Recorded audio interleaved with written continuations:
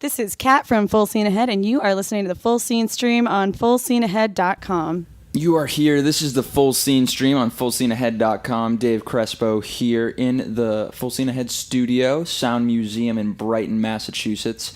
And I got Michael Todd, and I got, I forget your name already. Dyami. Dyami. Yeah, it's a tough one. Dyami? It took me like 2 weeks hanging out with this fucking dude. I'm like afraid to ask him, what's your name again, bro? It's Dyami. Well, more importantly, you guys are from Flux Forteana.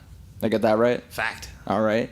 And you guys are playing a few shows, but you got a show coming up with us on November 12th down at McGann's. Yep. And that's going to be a lot of fun. But you guys are definitely some interesting dudes. You know, it's not my normal interview. I guess just to jump straight into it, Michael, you used to be in Coheed and Cambria. Yep. And that's pretty awesome.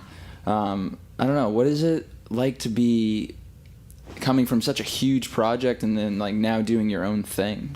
Well, I'll try to, I tend to go into tangents, so I'll try to rein this in when I answer this question because, it's first of all, it's a totally different role for me. You know what I mean? Mm-hmm. Second of all, because you were the bass player. Yeah, I was the bassist. Coheed. I started that band. That band was my baby. Not only did I start that band, but the formulative years of being on the road, sleeping in the van, playing 300 shows a year. For the first 4 years, I was basically, I took on a lot of the responsibilities. You go out there, you learn your roles real quick, and I ended up being the driver and the general, the communicate to the label, the booking agent, whomever else, merch guy, and this and that. You were I want to go into more of that just because I have so much on my chest today, but keep going about my question. Just where I was going with that was, those were the best years of my life, baby. You know what I'm saying? Yeah. That was, because Coheed was, I love those guys. I love that band. I love that music with all my heart. I do. I say my tastes have changed over the years. I'm a 33-year-old man now. I don't, listen to a lot of stuff that I used to, but I still have a lot of pride in that music. But those formative years were the best years of my life, man. And I'm kind of looking forward to getting out there and being fucking hungry and trying to do something just because I believe in it again, not because it's a 9 to 5. I'm not saying that's what Coheed became. But that's what Coheed became for me. I mean, for me, a little to a certain point. For me, especially, I had some bumps and bruises along the way. When you lose a lot of those responsibilities that you took on coming out of the gate, you go through a strange "who am I" existential crisis. You know what I mean? When my whole fucking journey is just walking on stage and playing bass for an hour and a half a night, and then back retreat, and that's it. That's all I do. It's I went through some weird shit over that, but I loved the part of forming the band, building it, nurturing it.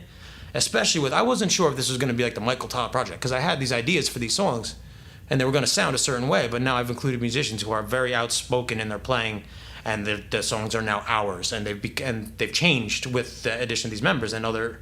How did you find these different members? Great story, every single one of them actually. Yeah. It's the stories are all really funny. I met Dyami at the Red Line train station, Braintree.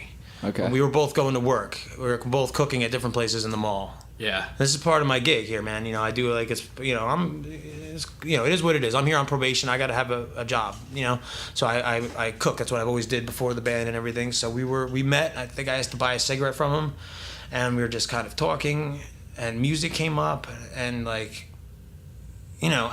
happened?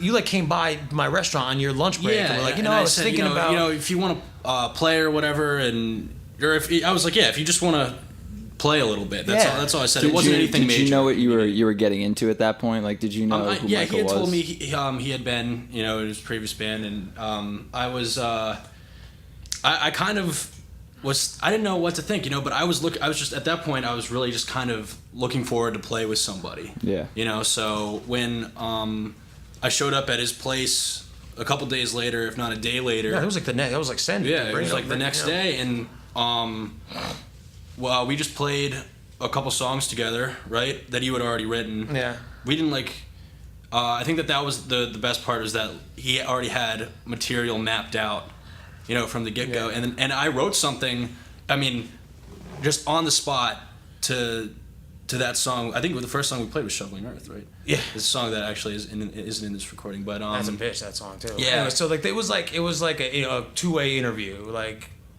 You want to do this? You want to see what happens? So you're collaborating from the beginning. Yeah.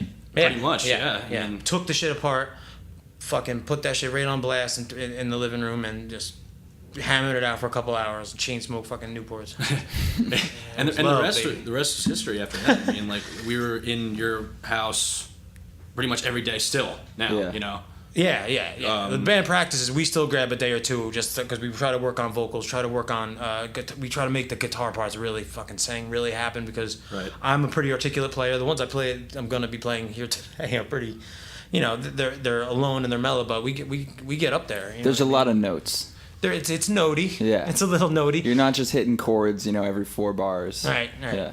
Well, that's my musical history, my past. You know what I mean? There's a lot of Ani DeFranco in my guitar playing. I think she's like my biggest influence. Really? Oh yeah. That's interesting. I don't know if I would think that to be, you know, you just think of like Annie DeFranco, like, I don't know, It comes with a for stigma. women. And like, Yeah. Well, look, I first heard her when I was 12 or 13, whatever. And I've been an avid fan since. And I've seen her like 15 times. And I met her once and I was fucking stuttering like an idiot. Like, I don't know why, but the girl's 2 feet tall and personality is just like, you know what I mean? Yeah. The vibe is just like, wow, she's just such a hustler. You know what I mean? The whole like, I've heard rumors, and I can't confirm or deny this, but I've heard that she does not pay merch percentages to promoters, and that's like, that doesn't happen, you know what I mean? But anyway, she runs her fucking show, she runs her game, but her guitar playing is unreal, man. Like I've been in, I've met like real heroes, Stuart Copeland, Les Claypool. Fuck me and Les Claypool had like a trailer next to each other at Coachella one year. Mm-hmm. Meet him and Stuart Copeland right there, and like John Paul Jones, for God's sakes, I met him, and Ani DeFranco, I couldn't hold it together. I was like, I'm a big fan. And I don't know. She's just, because lyrically, I don't know, man. She just gets me. She says something to me. Maybe I'm a little, Is it anything to effeminate, do with but- the fact that she, like you just said about the merch percentage, that she's like a DIY musician? Most definitely. John Paul Jones, Les Claypool, like those dudes are kind of products of like the music industry from the 90s. And Annie DeFranco, I mean, I can't exactly remember when she kind of had her come up, but I feel like it was like right before you and Coheed, where like the Napster was hitting, and it's like everyone was kind of like fucked by at least record sales. Yeah. No, that's exactly it. She's like the epitome DIY artist. She put out the label, and oh my god, she has like 22 albums out or something now, and they're all good. And she just really did her. She has bargaining chips that other people don't have. She doesn't need anything. You know what I mean? Like, she doesn't need anything from anybody. She doesn't need your venue. You know what I mean? Yeah. You want to take my merch? Fuck you. I'll take my shit elsewhere. You want ticket sales? I'll give you that. This is also, music industry is like high school, man. Everybody's talking and there's gossip. And this is one piece of gossip that I heard, that she does not pay merch percentages. And it's probably way inappropriate for me to talk about that. But if that's true, that's just so pimp. I can't even stand it. But well, let's. I've got some more questions on this topic, but let's go to a little break right here. We're gonna hear some local music right now. You're listening to the Full Scene Stream. I'm talking to Michael Todd and Dyami. I gotta write this shit down. They're from Flux Forteana. They're gonna be at McGann's on November 12th. We'll be right back. This is the Full Scene Stream on FullSceneAhead.com.